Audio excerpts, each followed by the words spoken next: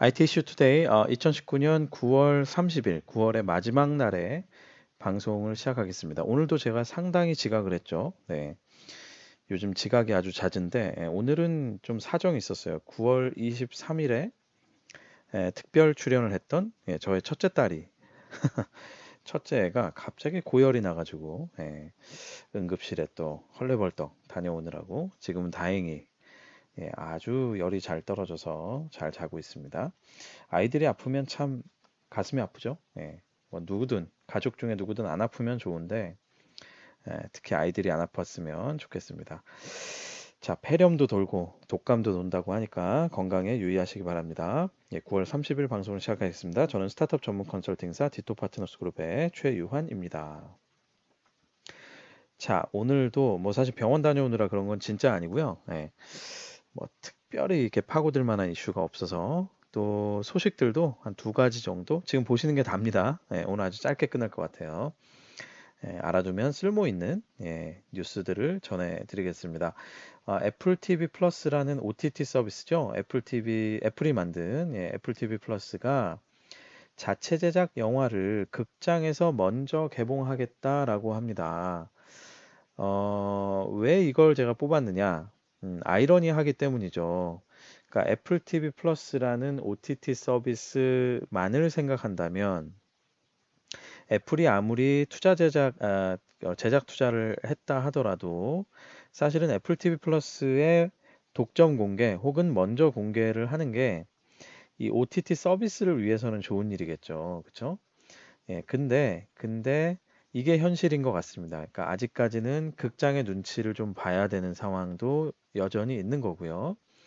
왜냐하면 극장들은 이제 홀드백이라고 하는데 어느 정도 일정 기간의 독점적인 기간 동안 상영 기간 동안을 확보하고 그 다음에 다른 플랫폼의 컨텐츠를 이렇게 그 풀어왔었죠. 뭐 물론 그 극장의 권한을 갖고 있는 건 아닌데 통상 그렇게 극장이 요구를 하죠. 뭐 예를 들면 이런 식입니다. 극장에 먼저 상영을 해요. 상영을 하고 최소 뭐 4주에서 8주 뒤에 뭐 VOD로 풀고 IPTV나 OTT에 그리고 뭐 제가 정확히 기억이 안 나요. 제가 예전에 살짝 극장에서 근무를 했었는데 뭐 3개월인가 6개월인가 지나면 뭐 이렇게 저희가 비행기에서도 영화를 보잖아요.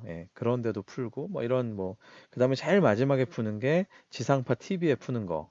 이런 것들이 뭐 한 1년 뒤쯤에 풀리고 뭐 이런 이제 어떤 그 홀드백의 체계를 가지고 가는데 넷플릭스 같은 경우가 이 자체 제작 컨텐츠에 대해서 이런 홀드백을 어떻게 보면 무시하고 그냥 본인들의 플랫폼에 최초 공개를 하는 그런 그 일들을 해왔었죠.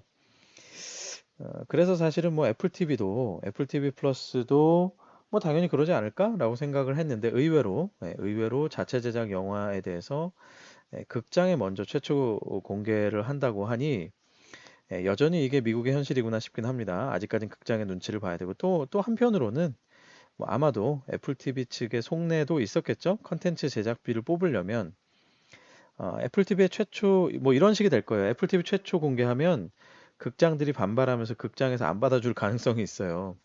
그러면 결국 컨텐츠 제작비를 뽑기가 어려우니 이래저래 그런 판단을 내린 거 아닌가 싶습니다. 뭐 이건 좀 다른 얘기인데 제가 태그에 세 번째로 써놓은 게 극장과 OTT 이렇게 써놨는데 저는 개인적으로는 좀 극장도 불만족 요인이 있고 OTT도 여전히 그 불만족 요인이 있어요. 영화를 보는 데 있어서. 뭐 그렇잖아요. 뭐 극장은 하여튼 내가 그 시간에 맞춰야 되고 뭐 옆에 사람 잘못 걸리면 어깨 넓은 사람 막 그죠? 다리 벌리는 사람 앉으면 막 정말 짜증 나잖아요. 뭐 시끄러운 사람도 있고. 근데 또 OTT TV로 이렇게 집에서 보면 뭔가 또 그 맛이 안 난단 말이에요. 극장에서의 그 맛이. 극장과 OTT 둘 다 뭔가 좀 아쉬운데 과연 이제 다음 세대에는 영화를 어떻게 즐기게 될까 이런 생각이 굉장히 늘 제가 늘 궁금해하는 그런 부분입니다.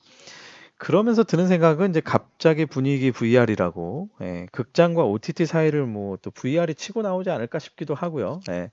뭔가 VR 그 뭐 HMD 같은 걸 끼고 영화를 보면 좀 뭔가 극장에서 보는 것과 같은 좀 실감 화면의 느낌은 있으면서 또 뭐 혼자 이렇게 편안하게 즐기는 그런 OTT가 주는 편안함도 있을 것 같기도 하고요. 자, 과연 이제 누가 승자가 될지, 다음 세대 이 컨텐츠 소비, 특히 영화에 대한 소비, 플랫폼이 뭐가 될지, 매우 궁금해지고 있습니다. 어쨌든 애플은 아직까지는 극장의 눈치를 보고 있군요. 우리나라 소식입니다. 멜론과 지니와 벅스가 특별 회계 감사를 자청했다고 해요. 이거는 이제 결국 음원사와의 불신 때문인데, 뭐 아시는 분들은 아시겠습니다만 멜론이 저지른 범죄가 있죠. 이게 제가 예전 방송에서 잠깐 언급을 해드렸는데, 조금 냉정하게 얘기하자면 이거는 멜론이라는 브랜드 때문이지, 카카오가 잘못한 건 아니고 예전 로엔 엔터테인먼트 시절에 있었던 범죄입니다. 그러니까 뭐 카카오는 좀 억울한 면이 있겠죠. 자, 어쨌든 멜론이 저지른 범죄가 있는 게 뭐냐면 저작권의 대상이 안 되는 음원들을 마치 저작권 배분 분배를 하는 것처럼 그 음원들에게 저작권료를 배분을 막 시켜요. 그리고 그거를 그냥 가상의 기획사안을 만들어서 그 기획사한테 그 돈을 이렇게 지급하게 되는 형태로 어떻게 보면 돈을 빼돌린 거죠. 그 돈이 어디로 갔을까요? 뭐 그건 아마 지금 검찰 조사 중인 걸로 알고 있는데, 자, 이런 범죄를 왜 저질렀느냐? 이거는 이제 저작권료가 분배되는 방식에 대해서 살짝 이해를 해주셔야 됩니다. 이 저작권료는요, 여러분이 이제 멜론이나 뭐 진이나 벅스에서 음원들을 듣잖아요. 그럼 대부분 어떻게 들으세요? 대부분 다 정액제로 듣잖아요. 그러면 이거를 내가 몇 곡을 들을지 모르잖아요, 사실은. 그리고 그때그때 다르고. 그러면 이거를 그 플랫폼사, 그러니까 멜론이나 진이나 벅스 이런 플랫폼사에서 일단은 그 정액제 형태로 돈을 받은 다음에 이걸 뭐 곡당 얼마 이렇게 하는 게 아니에요. 그냥 그달 그달 걷어들인 돈이 있으면 그달 그달 그 소비된 음원의 뭐랄까요, 플레이된 비중, 그러니까 A라는 곡은 뭐 30번 플레이되고 B라는 곡은 20번 플레이되고 C라는 곡은 50번 플레이됐다. 그러면 30%, 20%, 50% 이런 식으로 그 비율에 따라서 이 매출을 나눠 갖는 형태인 거예요. 뭐 자세히 들어가면 매우 뭐 복잡합니다. 이게 뭐 플랫폼사가 가져가는 비율에 그다음에 또 제작 투자사가 가져가는 거, 저작권자가 가져가는 거, 실현권자가 가져가는 뭐 이렇게 크게 이제 나눠지는데 어쨌든 그러니까 큰 방식은 뭐냐면 우리가 내는 돈을 음원이 플레이된 숫자의 그 상대 비율만큼 나눠가는 거예요. 그러니까 어떻게 되겠어요? 매번 달라지겠죠. 예를 들면 나는 월정액제를 냈는데 나는 이번 달은 잘 안 들었어요. 그러면 내가 내는 돈은 상대적으로 좀 뭐랄까요? 그냥 좀 이렇게 덤으로 나가는 거예요. 저작권자들에게 혹은 플랫폼 사업자에게. 그런 식으로 나눠지는데 그런 구조의 허점을 노린 거죠. 멜론이 저질렀던 범죄는. 그러니까 결국은 어느 한쪽으로 저작권료를 계속 빼내면 원 저작권자에게 가야 될 돈은 덜 가고 이 돈은 플랫폼사가 어떤 식으로든 횡령을 하면 그 돈은 또 따로 뭐 그죠? 인마이 포켓 하는 이런 식으로 가능한 구조가 있었다는 겁니다. 그러다 보니 이 일이 터지면서 저작권자들과 음원 플랫폼 사이에는 굉장한 불신의 벽이 쌓였죠. 사실 그렇지 않아도 저작권자 입장에서는 이게 뭐 내 음원의 그 비율, 소비된 비중에 따라서 돈이 떨어지는 거라고는 하는데 이게 진짜로 뭐 내 음원이 뭐 1000번 플레이된 건지 10,000번 플레이된 건지 뭐 알 수가 없잖아요. 그냥 주는 대로 받을 수밖에 없는 거거든요. 지금 구조가. 그러다 보니 그렇지 않아도 막연한 불신이 있었는데 이런 범죄가 터지니까 불신의 이 벽이 굉장히 높아진 겁니다. 그러다 보니 이 음원 플랫폼 3사가 특별 회계 감사까지 자청을 하면서 이 불을 좀 끄고 싶어 하는 느낌이 드는데요.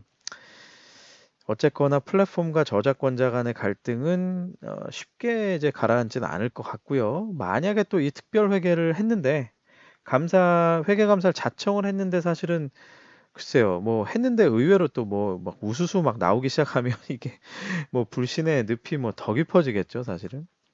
그런 이제 좀 걱정도 되긴 하는데, 자, 어쨌거나 이게 진짜 블록체인이라도 이게 도입을 해야 되나? 이런 생각이 좀 들긴 합니다. 이건 좀 딴 얘기긴 한데 저도 사실은 음원에 대한 저작권을 하나 갖고 있거든요. 그래서 이제 뭐 매달 이렇게 얼마씩 이제 들어오긴 하는데 이게 보면은 진짜 이게 제대로 이게 내가 플레이된 거 이게 맞는 건가 싶은 그런 생각이 들긴 해요. 근데 이제 결국은 좀 이제 신의 성실로 하긴 해야 되겠죠. 블록체인이 들어온다고 해서 물론 이제 뭐 완전히 완벽하게 그 음원 플레이에 대한 것들을 다 추적할 수 있으면은 그런 구조로 블록체인을 씌우면 그거는 이제 속일 수는 없겠죠. 근데 현실적으로는 그렇게 할 수는 없단 말이에요. 플레이 한 번 할 때마다 그 블록체인에 올라가 있는 컨텐츠를 전부 다 컨텐츠 자체를 다 블록체인에 올려놓으면 그 플레이 할 때마다 시간이 엄청나게 걸릴 거예요. 왜냐면 내가 플레이 하려고 요청을 하면 그, 그, 그 뭐랄까요. 그 블록체인 그 네트워크에 있는 모든 참여자들한테 막 이렇게 동의를 얻고 약간 이런 식으로 되는 거잖아요.